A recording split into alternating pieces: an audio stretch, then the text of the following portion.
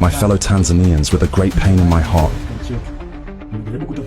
Whether this is going on in our country, I have tried to reflect a lot. Until the next time, I reach to share with God that while I see a very big danger that is in front of us as a nation. For years, Tanzania was seen as East Africa's calm, giant, disciplined army, predictable politics, and no coups. But that illusion shattered in early October 2025, when a serving army officer looked straight into a camera and said what no one else dared: "Our country is being stolen." That officer was Captain John Charles Tesher, and his live broadcast didn't just question authority, it threatened to overthrow it. What followed was a national panic, an elite scramble, and a continental question. When the system rots from within, who has the right to clean it, the people or the soldiers? Let's find out.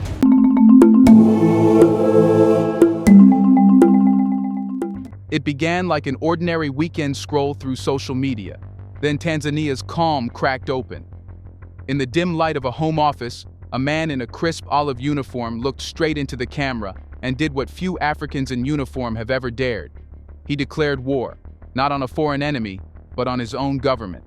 That man was Captain John Charles Tesher, a serving officer and weapons instructor in the Tanzania People's Defense Force, TPDF. His live stream wasn't a rant, it was a calculated act.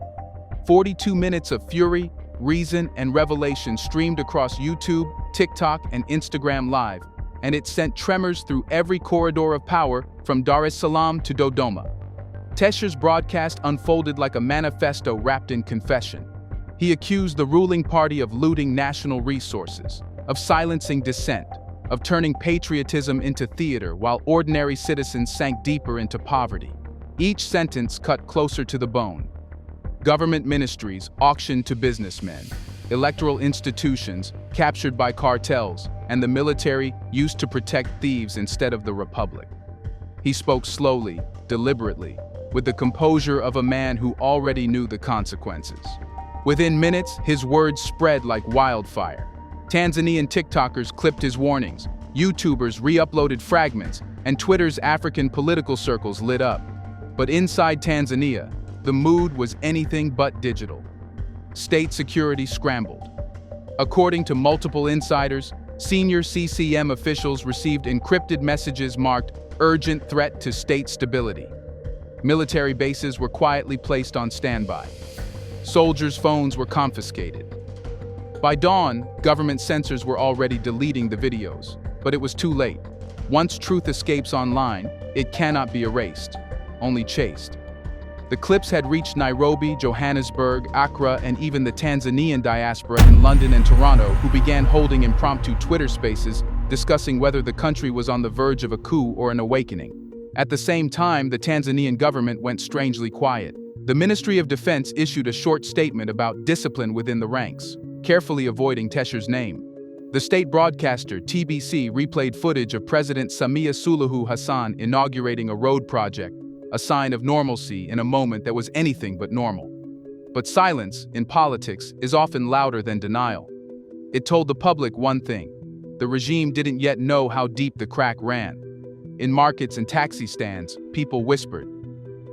"If an officer can say this," one trader told a journalist off record, "then the sickness must be real."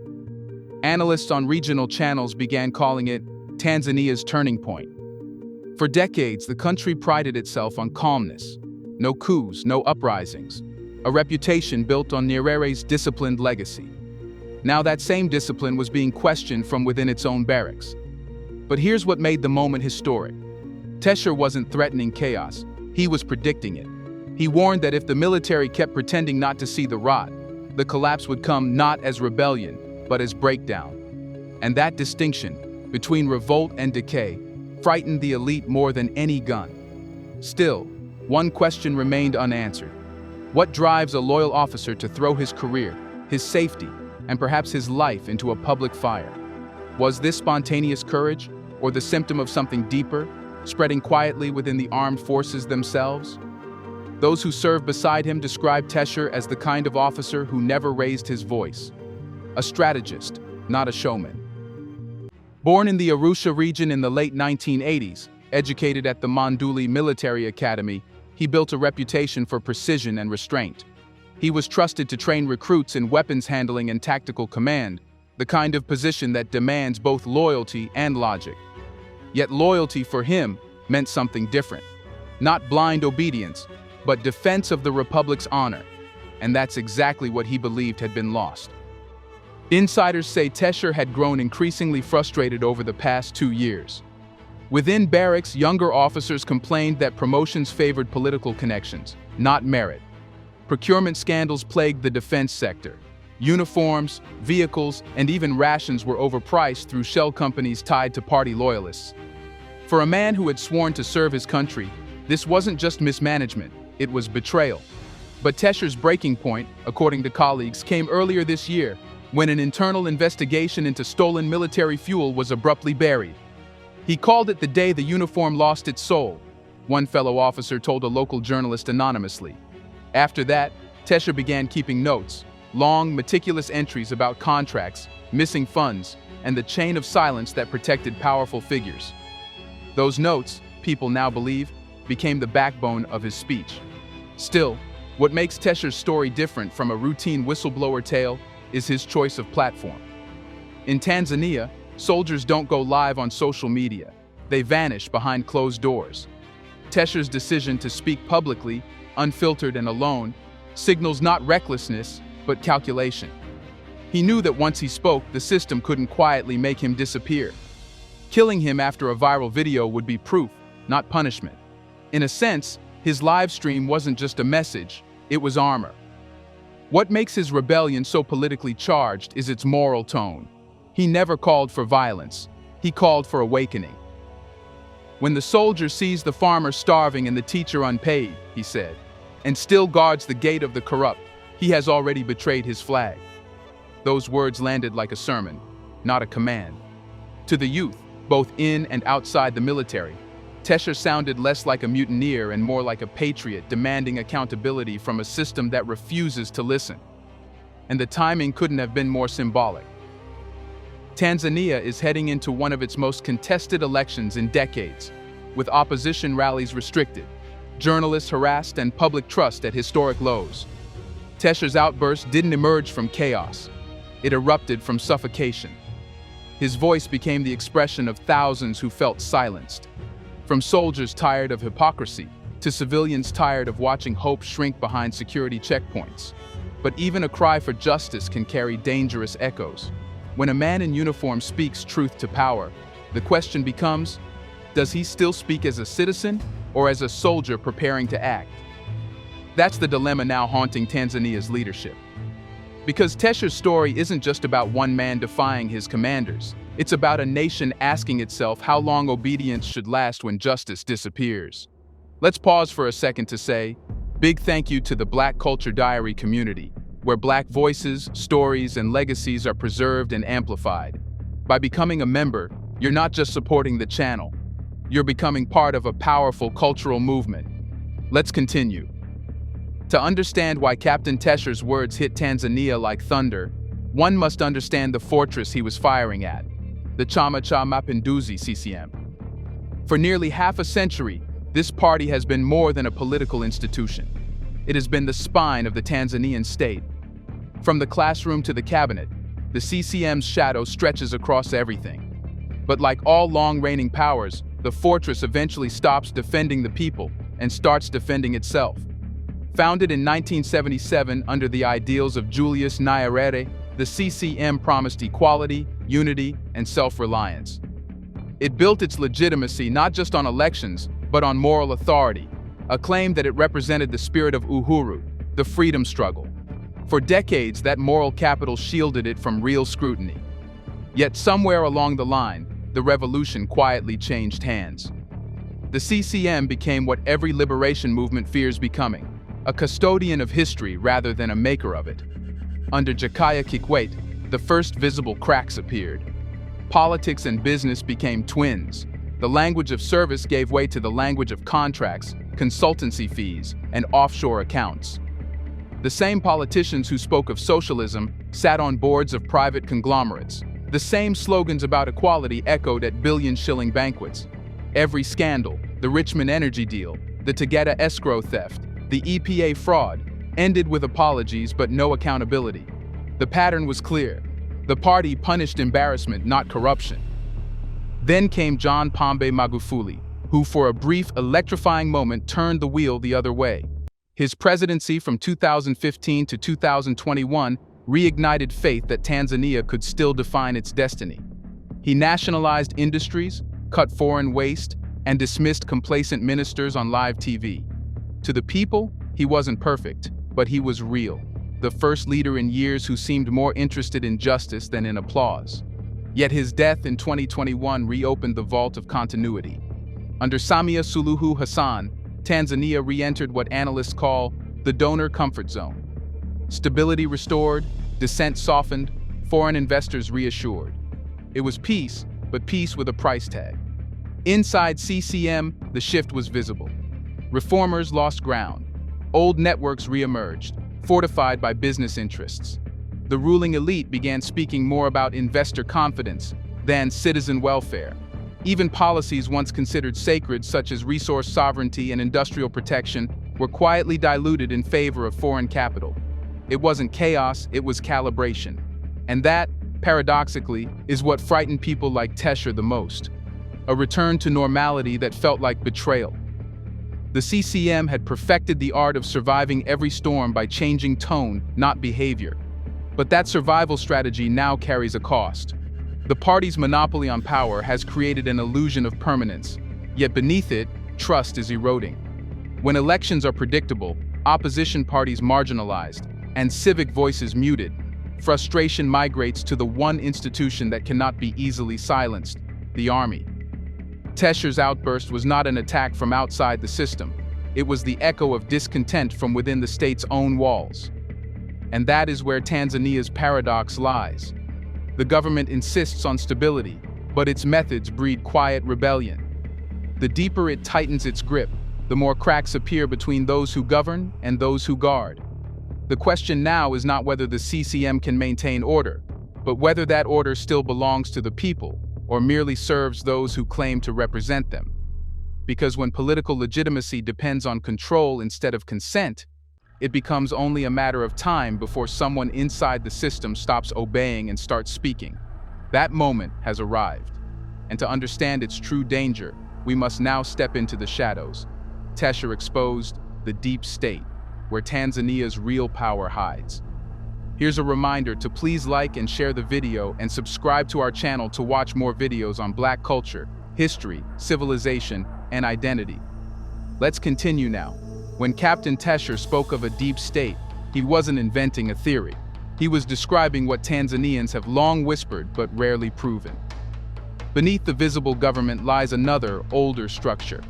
A web of intelligence officials, retired generals, security consultants, and businessmen whose power flows not from ballots, but from loyalty networks built over decades. They are the real custodians of continuity, the reason Tanzania's politics remain stable even as its democracy grows brittle. Their influence is subtle but pervasive. They shape who leads the police, who chairs the electoral commission, and who receives the next major infrastructure contract. They decide which journalists are too loud, which opposition members face tax audits, and which corruption scandals quietly fade from the headlines. Their authority thrives in opacity, not by rewriting laws, but by deciding which ones are enforced and which are ignored. For ordinary citizens, this system feels invisible, but to those who work inside it, it's a parallel chain of command, one that outlasts presidents and policies alike. Even when leaders change, the hidden republic remains intact. The slogans of reform may differ, but the quiet guardians of privilege never lose their seat at the table. That is why Tesher's words were so dangerous. He didn't just criticize the ruling party, he identified the very hand that keeps it alive. Human rights reports have long hinted at this machinery. The disappearances of journalists such as Azori Gwanda, the harassment of activists like Maria Sarungi, and the intimidation of opposition leaders are not random acts of repression. They are operations of control, deliberate signals to those who dare challenge the unwritten rules. Civil society groups, when they raise alarms, are accused of politicizing security. Yet the irony is clear. It's the state itself that has been politicized. What makes this system resilient is its sophistication. The deep state doesn't always act through brute force. It uses bureaucracy, procedure, and fatigue. Investigations are delayed until they die of boredom. Whistleblowers are transferred to remote regions. Judges are pressured through budgets, not bullets. The control is clean, almost administrative, but the outcome is the same: silence. And this silence is what Tesher broke. When he went public, he didn't only expose corruption, he exposed fear itself. Because once people start naming what they've been trained to fear, that fear loses its power.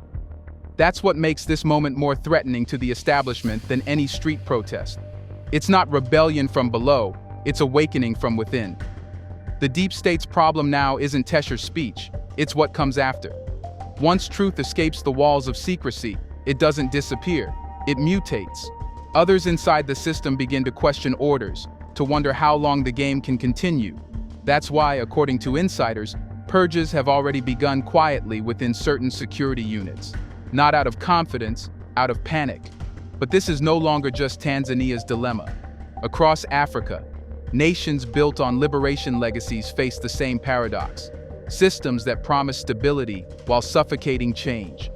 Tesher's warning resonates beyond borders because it touches something continental, the conflict between control and freedom that defines Africa's modern struggle for sovereignty.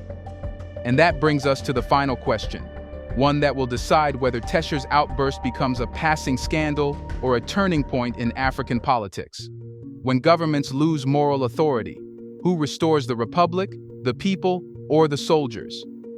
When Captain Tesher asked the nation to restore order before collapse, he didn't only speak to Tanzania, he spoke to a continent wrestling with the same disease: power without accountability. The question that now haunts African politics isn't whether coups are justified, but why so many citizens are beginning to view them as the only remaining form of justice. In the past 5 years alone, Africa has witnessed a wave of military uprisings, from the Sahel to the Horn. Burkina Faso, Niger, Mali, and Guinea all replaced discredited regimes with soldiers who claim to act in defense of sovereignty, not ambition. And whether the West accepts it or not, the crowds cheering in Ouagadougou, Bamako, or Niamey weren't celebrating militarism, they were celebrating emancipation. What Captain Tesher's outburst reveals is that the same sentiment, the same exhaustion with corruption disguised as stability, now brews quietly in East Africa too. Tanzania, long seen as a bastion of calm, has reached a moral crossroad. For years, the ruling class equated peace with obedience, but true peace cannot grow in a garden of fear. The cracks Tesher exposed show that discipline without justice becomes dictatorship in uniform. Yet what he articulated was not a lust for power. It was a warning that when governments forget who they serve, the soldiers who swore to protect them begin to remember instead whom they serve. But Africa's challenge is not just to expose injustice, it's to reform it before revolt becomes the only language left. The danger of silence is that it radicalizes the very men who once preserved order. The danger of arrogance is that it convinces leaders their rule is eternal. And history has a way of proving both wrong. Still, the Tesher moment offers something unprecedented, a debate Africa desperately needs. Do we continue to call for patience while elites plunder nations under the mask of democracy? Or do we demand a new model of governance, one that doesn't wait for collapse before reform? Because the truth is, coups are not born in barracks, they are born in palaces. No soldier plans to seize power until politicians make power look too dirty to defend. For Tanzania, this is not just a political scandal, it's a test of self-awareness. If the government chooses suppression, it will only validate Tesher's prophecy. But if it chooses reflection, it may yet prove that reform is possible without revolution.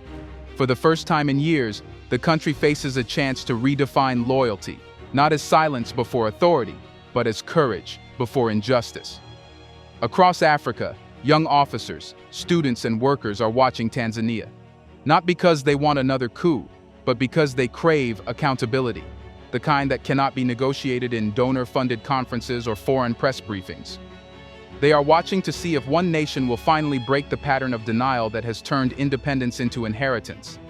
And that is where the true weight of Tesher's act lies. He forced Africa to confront its most uncomfortable question. When the protectors of a nation rise against its rulers, is it mutiny or redemption? That debate has only just begun, and whatever answer Tanzania chooses will echo far beyond its borders, into every capital where power still confuses itself with legitimacy, and every barracks where loyalty is starting to sound like silence. When a soldier risks everything to speak truth, is he defying his duty or finally fulfilling it? Let us know in the comment section. Can a government still claim legitimacy if its silence becomes more dangerous than its enemies? Do you want to watch more videos like this one? If so, subscribe to our channel and press the bell icon next to it. We have decided to bring videos on something nobody talks about: the Black culture, civilization, history, and evidence about how glorious Blacks have been. Thanks for watching, and until the next video, stay tuned.